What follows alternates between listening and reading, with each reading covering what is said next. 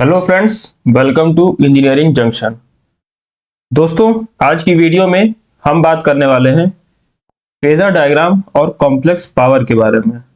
ठीक है friends, phasor diagram और कॉम्प्लेक्स पावर हमारे इलेक्ट्रिकल के लिए बहुत ज़्यादा जरूरी है, क्योंकि जब भी हम एसी सर्किट्स की बात करते हैं तो हमेशा हम फेजर के टर्म में ही बात करते हैं। इसीलिए फेजर डायग्राम का बेसिक हमें सिर्फ नेटवर्क में नहीं, हर जगह हमारे यूज में आता है। इसीलिए फेजर डायग्राम हमारे लिए एक इम्पॉर्टेंट टॉपिक हो जाता है, क्योंकि अगर हम सब बात करें इलेक्ट्रिकल मशीन की तो वहां पे भी ट्रांसफार्मर या फिर कोई भी एक दूसरी मशीन, वहां पे उसके हमें फेजर्स बनाने होते हैं। दूसरा, जो भी वहां पे वोल्टेज और करंट होते हैं, जैसा कि आपको पता है वो सभी एसी होते हैं, तो वहां पे आपको फेजर में ही फेजर क्वांटिटीज की नॉलेज होना जरूरी हो जाता है। सपोज कीजिए हमारे पास एक वोल्टेज है जिसका मैक्सिमम वैल्यू जो है वो आपका है Vm, और उसकी जो कंप्लीट वैल्यू है वो है Vm sin ओमेगा टी। अब यहां पे आप देखें तो जो ये Vm होता है ये हमारा होता है मैक्सिमम वैल्यू। मैक्सिमम वैल्यू यानी कि सबसे बड़ी वैल्यू जो Vt अटेन कर सकता है। जैसा कि अगर हम सब डायग्राम बनाए तो साइन ओमेगा टी है, तो ये कुछ हमारा इस तरीके से डायग्राम बनेगा। तो आप सब जानते हैं इसका जो मैक्सिमम वैल्यू होगी वो Vm होगा और माइनस Vm, यानी कि जो Vm होता है या फिर जो भी फेजर के साथ लिखा होता है, अगर कुछ भी स्पेसिफाइड नहीं है तो वो हमारा होता है मैक्सिमम वैल्यू। ठीक है फ्रेंड्स, अब सपोज करते हैं दूसरा एक फेजर, दूसरा एक वोल्टेज V1t। अब V1t की जो वैल्यू है वो हम सपोज करते हैं वो हमारा है Vm sign omega T minus 5। ठीक है फ्रेंड्स, ये हमारा हो गया Vm sign omega T minus 5। अब एक और लेते हैं हम V2, ये हमारा हो जाएगा Vm sign omega T plus 5। ठीक है फ्रेंड्स, ये हमारा हो गया Vm sign omega T plus 5। अब यहां पे आप देखें तो इसे हम, जिसमें सिर्फ और सिर्फ ओमेगा टी की टर्म होता है, उसको हम एज अ रेफरेंस सपोज करते हैं। ऐसा कोई इंपॉर्टेंट नहीं है, चाहे तो हम इसको भी रेफरेंस ले सकते हैं या फिर इसको भी हम रेफरेंस ले सकते हैं, पर लेकिन जिसमें सिर्फ और सिर्फ ओमेगा टी के साथ कोई दूसरा लीडिंग या फिर लैगिंग फेज अटैच नहीं होता है, उसे हम लेते हैं एज अ बेस, और इसे हम लिख सकते हैं Vm एंगल 0, क्योंकि Vm के साथ कुछ भी Vm प्लस 0 यहाँ पे है। अब अगर इसको हम बेस लेते हैं तो V1t को हम लिखते हैं Vm एंगल ऑफ माइनस 5। ठीक है फ्रेंड्स, क्योंकि यहां पे आप सभी को याद होगा सिग्नल्स में हमने देखा था कि अगर टाइम शिफ्टिंग है, और टाइम शिफ्टिंग ये एक तरह टाइम शिफ्टिंग ही है क्योंकि टी फंक्शन है उसके साथ माइनस 5 लगा हुआ है, यानी कि ये हमारा क्या है, डिलेड है। यानी कि ये सिग्नल हमारा ओमेगा टी पे स्टार्ट ना होके ये हमारा ओमेगा टी से 5 टाइम बाद स्टार्ट हो रहा है, तो इसे हम लिख सकते हैं Vm एंगल ऑफ माइनस 5। उसी तरह इसको एज अ बेस सपोज करके इसे हम लिखते हैं Vm ऑफ एंगल 5। ठीक है फ्रेंड्स, प्लस 5। तो ये हमारा हो जाता है एक बेसिक नोटेशन। अब थोड़ा सा हम लोग बात करेंगे कि इनके जो डायग्राम्स होंगे उनमें क्या चेंज आएगा। ठीक है फ्रेंड्स, ये हमारी क्या हो गई, एक्सिस हो गई।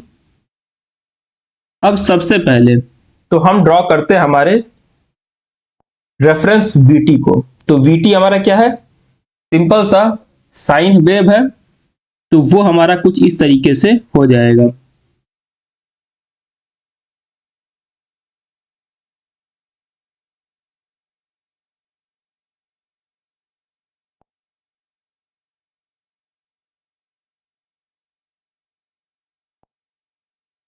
अब फ्रेंड्स, अगर हम सब बात करें VT की, यानी कि जो हमारा रेफरेंस है, तो रेफरेंस हमारा जो VT है वो हमारा एक जो नॉर्मल साइन ओमेगा टी होता है उस तरीके से हम इसे ड्रॉ कर देंगे। ठीक है फ्रेंड्स, तो ये हमारा हो जाएगा VT।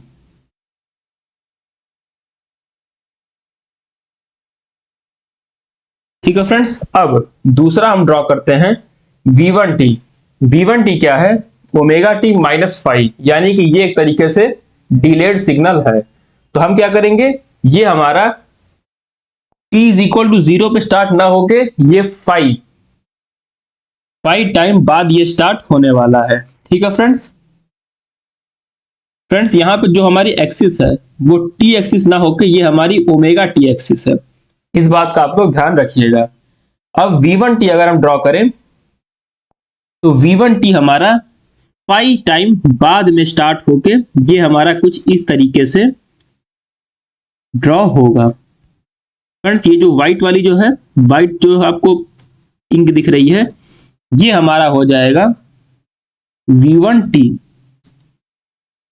हमने इसे कैसे ड्रॉ किया, देखिए VT हमारा था VM एंगल 0, V1T है VM angle of minus five, यानी कि वो 5 टाइम क्या है, वो डिलेड है। डिलेड को हम क्या कहते हैं, लैगिंग, यानी कि वो 5 से लैग कर रहा है। ठीक है फ्रेंड्स, तो ये हमारा हो गया V1T। अब आप लोग समझ गए होंगे कि हमारा जो V2T होने वाला है वो हमारा किस तरीके से होने वाला है। वो हमारा क्या होगा, 5 टाइम जो है पहले होगा। ये हमारा कुछ इस तरीके से फ्रेंड्स ड्रॉ होगा।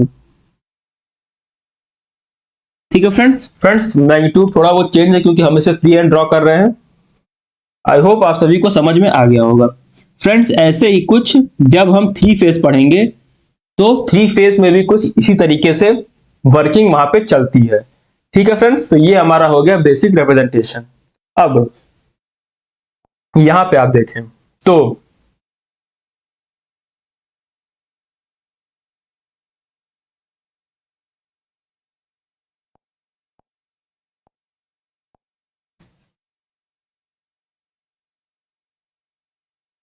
ये हमारा हो जाएगा VM एंगल 0, क्योंकि ये हमारा क्या है, रेफरेंस है। रेफरेंस को हम हमेशा हॉरिजॉन्टली ड्रॉ करते हैं। ठीक है फ्रेंड्स, अब अगर आप लोग देखें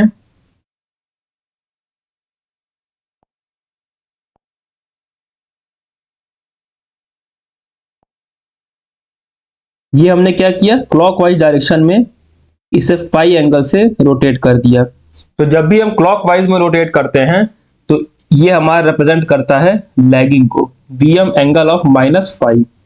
तो याद रखिएगा, क्लॉकवाइज रोटेशन क्या होता है, हमारा लैगिंग के लिए यूज होता है। ठीक है फ्रेंड्स, ये हमारा क्या हो जाएगा, लैगिंग हो जाएगी।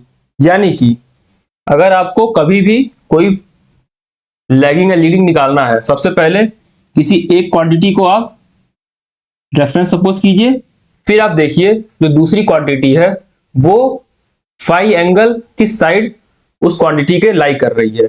अगर वो फाई एंगल क्लॉकवाइज लाई कर रही है तो वो दूसरी क्वांटिटी जो है वो आपके रेफरेंस से लैग कर रही है। और अगर सपोज कीजिए अगर जो दूसरी क्वांटिटी है वो एंटी क्लॉकवाइज डायरेक्शन में फाई एंगल क्या है, रोटेट है, तो वो आपका क्या हो जाएगा, लीडिंग हो जाएगा। ये हो जाएगा VM angle of plus five. और एंटी क्लॉकवाइज आपको क्या याद रखना है, ये हमारा होता है लीडिंग के लिए। ठीक है फ्रेंड्स, अब नेटवर्क में जो हमारे पास बेसिक क्वांटिटीज होती हैं, अब हम उनके बारे में जान लेते हैं। बेसिक क्या क्या होता है आप सभी लोग जानते हैं, रजिस्टर, इंडक्टर और कैपेसिटर। तो जो हमारा रजिस्टर होता है उसमें जो हमारा करंट और वोल्टेज होता है ये हमारा क्या होता है, एक ही फेज में होता है। यानी कि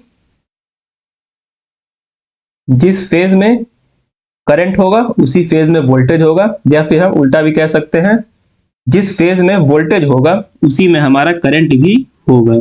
ठीक है फ्रेंड्स, तो ये आपका एक ही फेज में बनेगा। डायग्राम से बनाना चाहें तो मान लेते हैं हम रेफरेंस हमारा वोल्टेज है, तो ये हमारा क्या है, V है, तो इसी के फेज में आपका I भी लाइक कर रहा है, करेगा।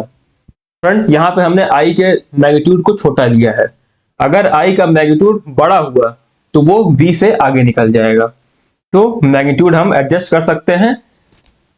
यहाँ पे हम सिर्फ ये दिखा रहे हैं कि जो हमारा एंगल होगा दोनों के बीच में, जो हमने अभी फाई एंगल देखा था, दोनों के बीच में फाई क्या होगा, 0 होगा इन केस ऑफ रजिस्टर। ठीक है फ्रेंड्स, अब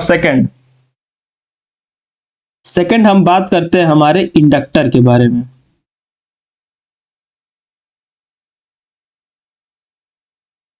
ठीक है फ्रेंड्स, अब इंडक्टर में अगर हम देखें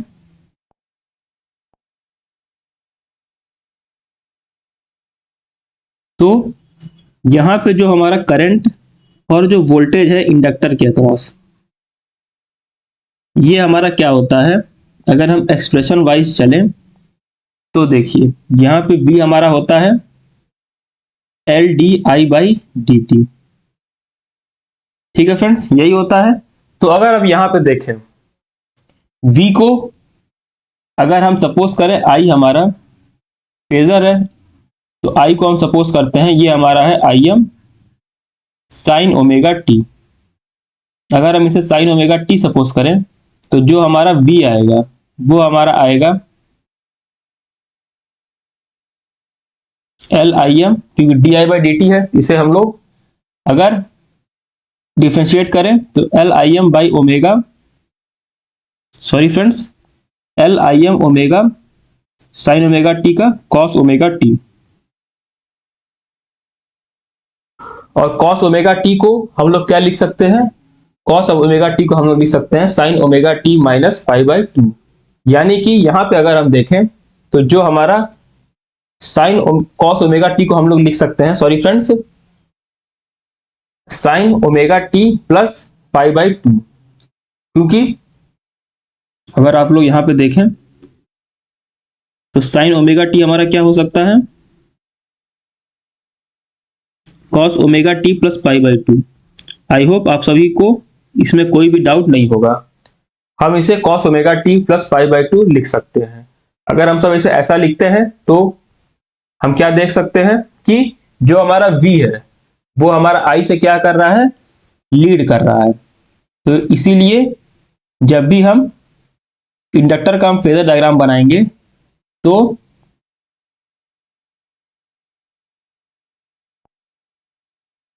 यहां पे हमें 90 डिग्री का फेज शिफ्ट देखने को मिलता है, और जो हमारा वोल्टेज होता है वो हमारे करंट से क्या होता है, देखिए एंटी क्लॉकवाइज है, तो in inductor voltage leads current by 90 degree.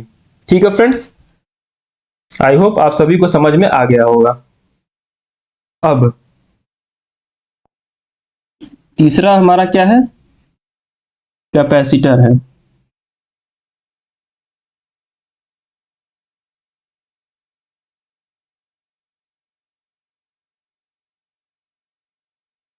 अब फ्रेंड्स कैपेसिटर अगर हम देखें तो यहां पे जो हमारा I और V के बीच में जो रिलेशन होता है वो हमारा होता है I is equal to CdV/dt। तो फ्रेंड्स आप सभी देख सकते होंगे दोनों एक्सप्रेशन में क्या है, पहले वाले इंडक्टर और कैपेसिटर में जो V और I है ये दोनों क्या हुआ, इंटरचेंज हो गया, जिसके वजह से इनके जो कैरेक्टरिस्टिक फेजर डायग्राम जो बनता है उसमें जो हमारा I और V होता है वो हमारा क्या होता है, चेंज हो जाता है। यानी कि उसमें हमारा वोल्टेज लीड कर रहा था करंट से, यहां पे है हमारा जो करंट है वो हमारा 90 डिग्री लीड करता है वोल्टेज से। ठीक है फ्रेंड्स, तो ये हो गई हमारी तीनों बेसिक क्वांटिटीज की फेजर डायग्राम। अब इनको निकालने का एक और तरीका होता है, वो हमारा होता है लाप्लास से। लाप्लास से हम कैसे निकालते हैं, चलिए सबसे पहले हम इंडक्टर का देखते हैं। तो इंडक्टर का v क्या होता है, L D I by D T. ठीक है फ्रेंड्स आप लोगों ने लाप्लास में पढ़ा होगा, या फिर अगर आप लोगों ने नहीं पढ़ा तो हम सिग्नल्स में देखेंगे कि जब भी हम इसे लाप्लास में लिखेंगे तो ये हमारा हो जाएगा Vs is equal to L। जब भी हम D I by D T लिखते हैं तो D I by D T Laplace में चेंज हो जाता है एस आई एस में। ठीक है फ्रेंड्स, यानी कि अगर हम एक बार डिफरेंशिएट करेंगे तो हमारा हो जाता है s into I S, Laplace transform of i। अगर हम इसे दो बार अगर हम डिफरेंशिएट करेंगे, यानी करंट को अगर हम दो बार डिफरेंशिएट करेंगे तो ये हमारा हो जाता है s square of Laplace transform of current I S. तो ये हमारी लाप्लास की प्रॉपर्टी है, डिफरेंशिएशन प्रॉपर्टी। उस हिसाब से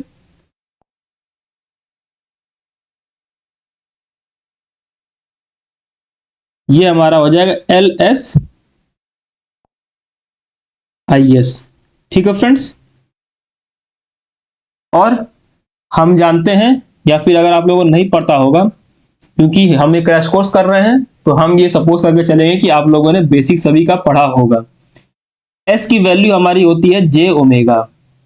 ठीक है फ्रेंड्स, तो अगर हम जे ओमेगा पुट कर दें तो वी एस हमारा हो जाएगा L into J omega I S.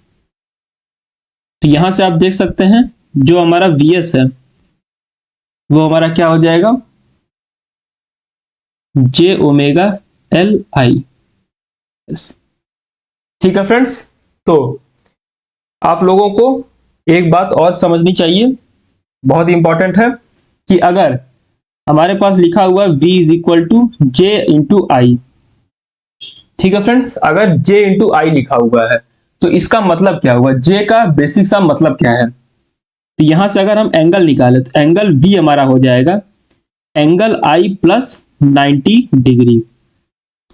ठीक है फ्रेंड्स, ये हमारा हो जाता है बेसिक से मतलब j का। और अगर लिखा हुआ v is equal to minus J I तो ये हो जाता है हमारा angle v is equal to angle i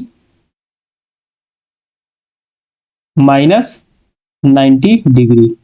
यानी कि प्लस जे का मतलब प्लस 90 डिग्री, माइनस जे का मतलब होता है माइनस 90 डिग्री। अब ऐसा होता क्यों है, क्योंकि फ्रेंड्स देखिए जो हमारा जे होता है, जे हमारा एक ऑपरेटर है।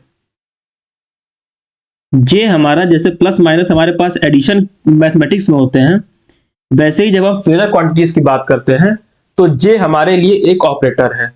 और ये ऑपरेटर करता क्या है, ये जो जे ऑपरेटर है ये जिस भी चीज में ये जिस भी क्वांटिटी में मल्टीप्लाई हो जाता है, ये उस क्वांटिटी को 90 डिग्री एंटी क्लॉकवाइज में रोटेट कर देता है।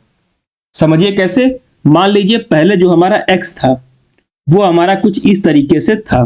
ठीक है फ्रेंड्स, अब जैसे ही इसमें j मल्टीप्लाई हुआ, j मल्टीप्लाई होते ही ये इस क्वांटिटी को 90 डिग्री एंटी क्लॉकवाइज डायरेक्शन में रोटेट कर देगा।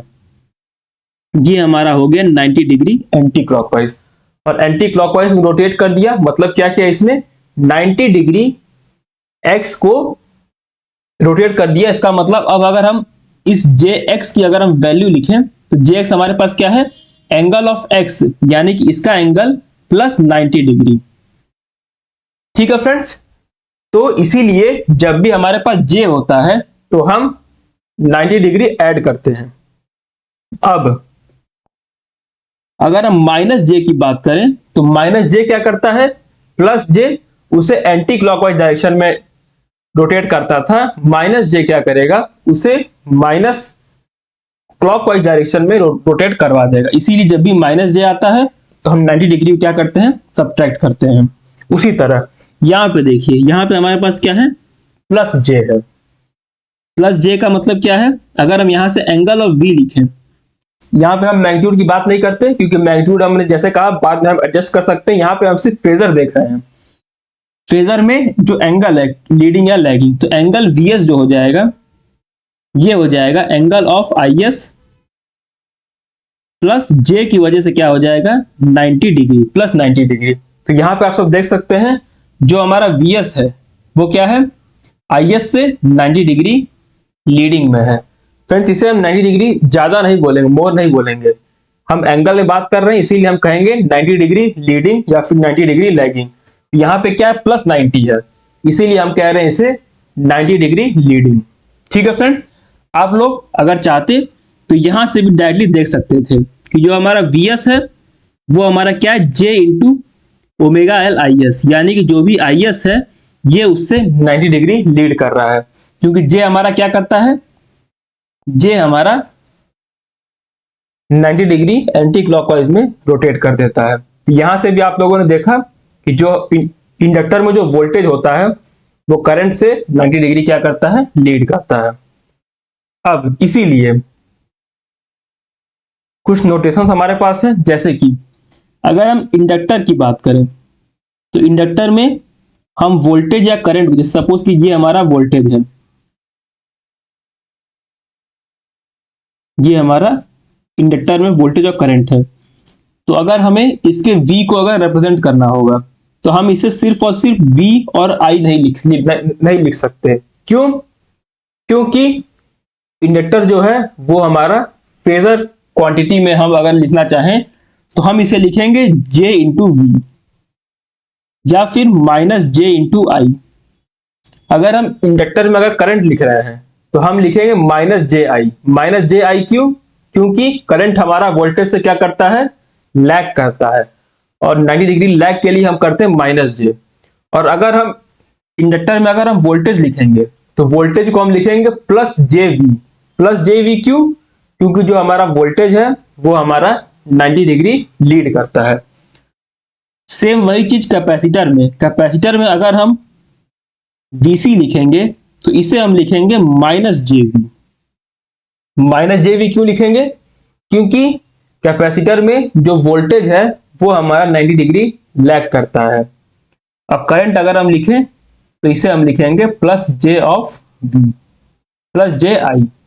क्यों? क्योंकि करंट हमारा लीड करता है।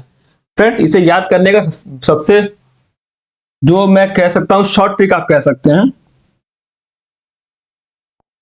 वो कुछ इस तरीके से हो सकता है। देखिए, कैपेसिटर जब हम लिखते हैं तो कैपेसिटर जो वर्ड होता है वो हमारा क्या होता है, कैपेसिटर वर्ड की जो स्टार्टिंग है वो क्या है, वर्ड सी से, या फिर हम कह सकते हैं अल्फाबेट सी से है। तो सी से हमारा क्या स्टार्ट होता है, करंट स्टार्ट होता है। सी से हमारा कैपेसिटर और सी से ही हमारा स्टार्ट होता है करंट। तो कैपेसिटर में जो करंट होता है वो क्या करता है, लीड करता है। आप सिर्फ इतना याद रखें, इसके बेसिस पे आप चाहे तो कुछ भी निकाल सकते। जैसे आपसे पूछा गया अगर कैपेसिटर वोल्टेज, तो करंट अगर लीड कर रहा है तो वोल्टेज हमारा क्या करेगा, लैग करेगा। और इसी का अपोजिट होता है इंडक्टर में। इंडक्टर में अगर आपसे पूछा गया करंट, तो कैपेसिटर में करंट अगर लीड कर रहा है तो इंडक्टर में करंट जो है वो हमारा लैग करेगा। तो इस तरीके से आप याद रख सकते हैं, या फिर आप चाहें तो डायरेक्टली से याद रख लें, कोई बहुत ज्यादा हार्ड चीज नहीं है वो। और लेकिन अगर कंफ्यूजन होता है तो आप ये शॉर्ट ट्रिक यूज कर सकते हैं। अब हम बात करते हैं सीरीज आरएलसी नेटवर्क की, कि अगर हमारे पास आरएलसी नेटवर्क अगर दिया हुआ है तो हम किस तरीके से उसमें इन केवीएल या केसीएल हम अप्लाई करेंगे।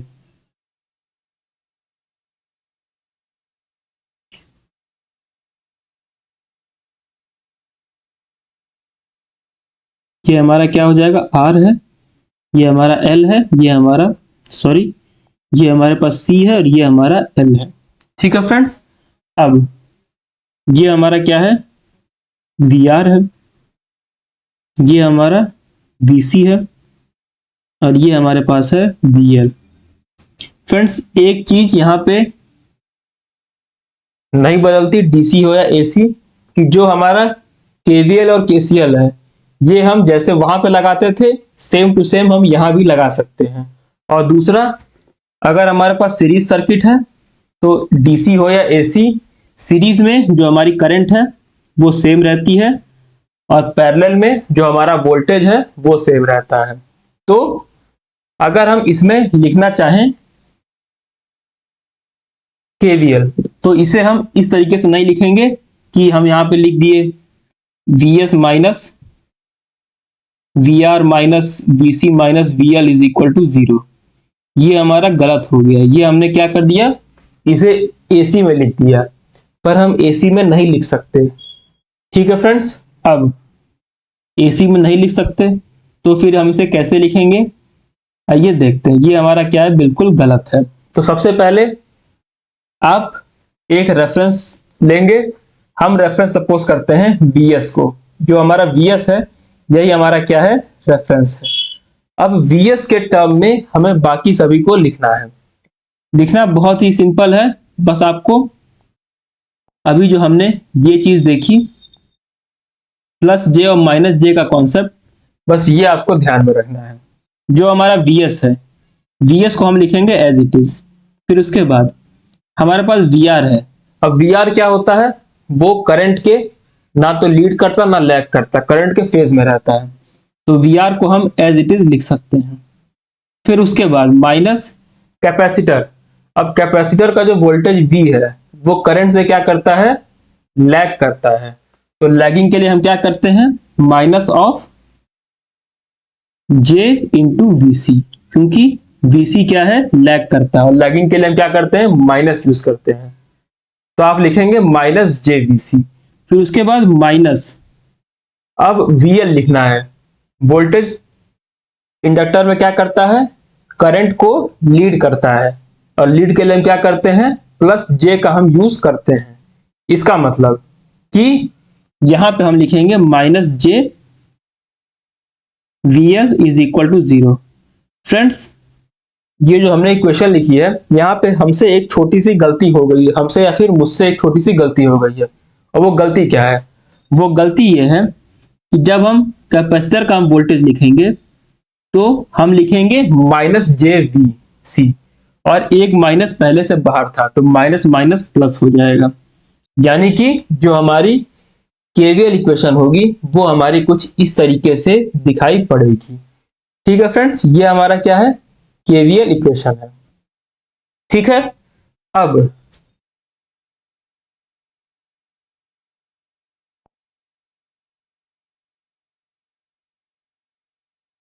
सबसे पहले एक और चीज हम लिख सकते हैं कि हम इंपिडेंस को कैसे लिखते हैं। इंपिडेंस, इंपिडेंस यानी कि रेजिस्टेंस का इक्विवेलेंट होता है AC सर्किट में। अब सबसे पहला जो एलिमेंट है वो R हमारा एज इट इज R ही लिखा होता है। ठीक है फ्रेंड्स, और दूसरा जो हमारा इंडक्टेंस है, इंडक्टेंस को इंपीडेंस में चेंज करने के लिए हम क्या करते हैं, एक्सएल हमारा क्या होता है, J ओमेगा L। ठीक है फ्रेंड्स, यानी कि हमारे पास जो ये L दिया हुआ, हम L को डायरेक्टली KVL में पुट नहीं करते, हम L को क्या करते हैं, सबसे पहले उसके इंपीडेंस के फॉर्म में चेंज करते हैं। उसे चेंज करने का तरीका है XL is equal to J omega L। फिर उसके बाद जो कैपेसिटर में हमारा पास इंपीडेंस होता है वो हमारा होता है 1 अपॉन J ओमेगा C, या फिर इसी को हम लिख सकते हैं minus J upon omega C। ठीक है फ्रेंड्स, तो ये हमारा हो जाता है इंपीडेंस। तो इसके बेसिस पे इस सर्किट का अगर हम लोग इंपीडेंस लिखने की कोशिश करें तो हमारा हो जाएगा, इंपीडेंस को रिप्रेजेंट Z से, Z is equal to R plus, यानी कि हमें तीनों को ऐड कर देना है। तो हमारा हो जाएगा R प्लस J। अब हम क्या करेंगे, ओमेगा L J हमने कॉमन निकाल लिया दोनों में से, omega L minus 1 upon omega C। ठीक है फ्रेंड्स, तो इसका जो इंपीडेंस हो जाएगा वो हमारा कुछ इस तरीके से हो जाएगा। अब अगर हम इसके मैग्नीट्यूड की बात करें तो मैग्नीट्यूड हमारे पास क्या हो जाएगा, under root R square plus, friends ये हमारा एक कॉम्प्लेक्स नंबर है, और कॉम्प्लेक्स नंबर का हम सिंपल सा मैग्नीट्यूड निकाल रहे हैं, R square plus omega L minus 1 upon omega C का होल स्क्वायर। ये हमारा हो जाएगा मैग्नीट्यूड। या फिर अगर हम इसी को लिखें तो हम क्या लिख सकते हैं, mod Z is equal to under root R square plus XL minus XC का होल स्क्वायर। ठीक है फ्रेंड्स, ये हमारा हो जाता है इम्पीडेंस के टर्म में। फ्रेंड्स, आज हम लोग फेजर डायग्राम का सभी बेसिक चीज कवर करने वाले हैं। अगर हम एंगल की बात करें जेड के, तो हमारे पास एंगल जेड क्या हो जाएगा, टेन इनवर्स। हम कैसे एंगल लिखते हैं, टेन इनवर्स ऑफ जो हमारा जे का जो हमारा टर्म होता है इसे हम लिखते हैं ऊपर और रियल पार्ट को हम लिखते हैं नीचे। तो ये हमारा हो जाएगा टेन इनवर्स ऑफ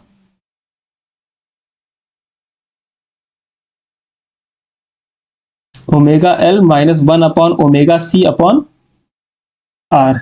ये हमारा हो जाएगा एंगल ऑफ जेड। ठीक है फ्रेंड्स, आई होप आप सभी को यहां तक सभी चीजें क्लियर हो गई होंगी। ठीक है फ्रेंड्स, अब यहां पे अगर हम सभी ड्रॉ करते हैं,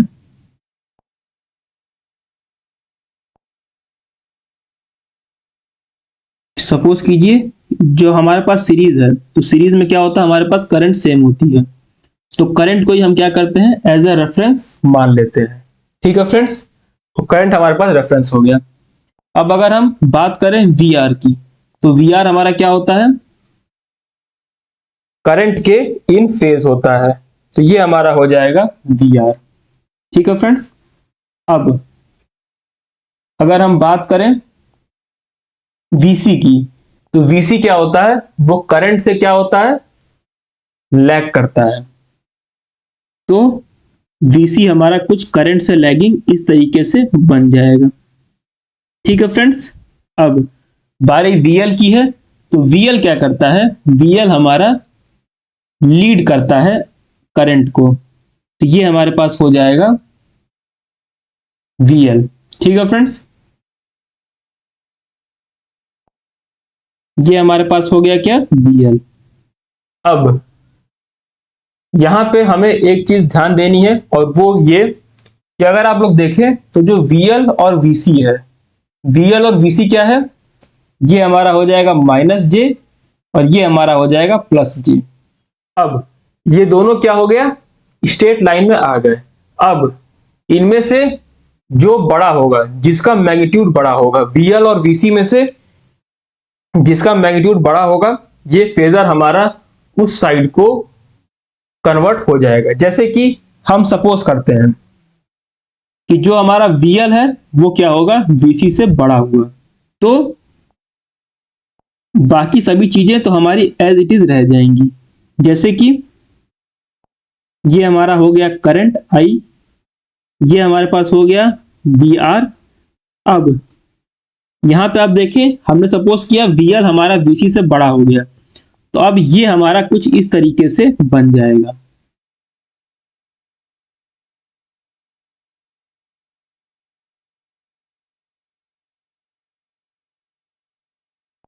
ये हमारा हो गया जे वीएल माइनस वीसी।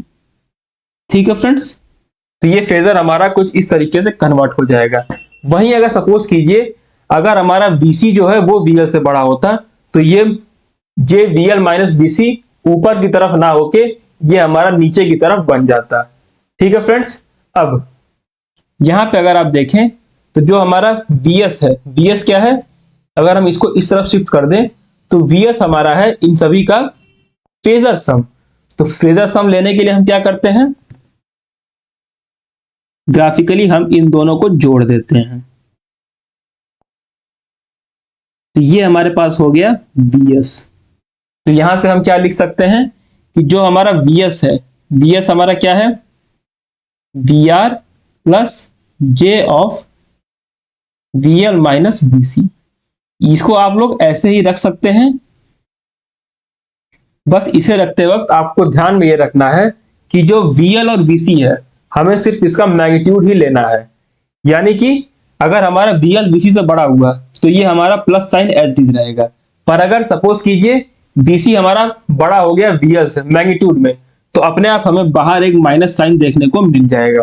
तो हमें साइन की चिंता नहीं करनी है, बस आपको ध्यान में ये रखना है कि जब भी आप ये इक्वेशन यूज करें तो वहां पे आप प्लस या माइनस यूज ना करें, सिर्फ और सिर्फ मैग्नीट्यूड ही पुट करें। ठीक है फ्रेंड्स, तो ये हमारा हो जाएगा एक तरीके से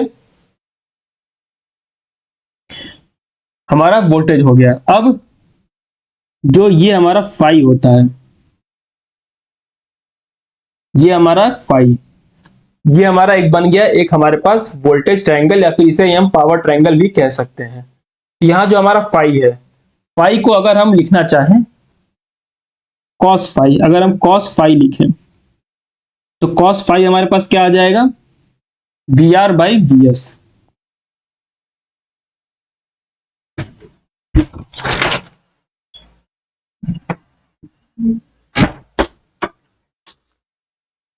फ्रेंड्स कॉस फाई हमारे पास आ जाएगा V R by V S. ठीक है फ्रेंड्स, आप लोग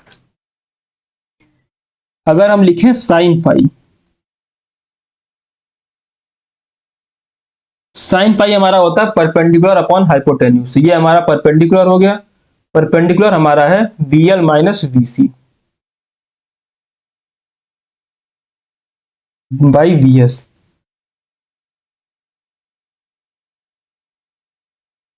और टेन फाई होता है sine phi upon cos phi, ये हमारा हो जाएगा V L minus V C by V R. ठीक है फ्रेंड्स, ये हमारा कुछ इस तरीके से बन जाएगा।